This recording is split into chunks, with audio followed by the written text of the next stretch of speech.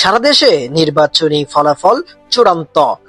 সরকার গঠন করতে চলেছেন বিএনপি। তবে এখন পর্যন্ত একটি আসনকে ঘিরে চলছে নানা আলোচনা সমালোচনা।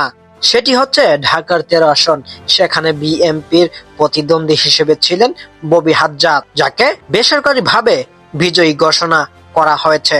অন্যদিকে বাংলাদেশ খেলাফত মজলিস তথা 11 দলীয় জামায়াতের জোট থেকে মনোনয়ন দেওয়া হয়েছিল মাওলানা মামুনুল হককে। বিজয়ী ঘোষণা করলেও এই আসন নিয়ে চলছে নানান অভিযোগ। মাওলানা মামুনুল হক অভিযোগ তুলছেন যে প্রায় 3000-এর মতো ভোট অনিয়মে বাতিল হয়েছে। যদি পুনরায় গণনা করা হতো তাহলে তিনি জয়ী হতেন এবং তিনি এই বিষয়টি ইলেকশন কমিশনে অভিযোগপত্র দাখিল করে পুনরায় গণনা চেয়েছেন। যদিও এখন পর্যন্ত কোনো সরকারি পুনর্গণনার ঘোষণা হয়নি।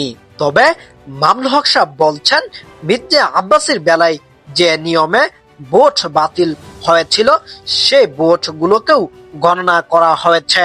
একই অনিয়মে তার 3000 মতো ভোট বাদ দেওয়া হয়েছে, যা তার ভোটের ফলাফলে যুক্ত হলে তিনি বিজয় অর্জন করতেন। কারণ তাদের মধ্যে ভোটের ব্যবধান ছিল মাত্র 2320 ভোট।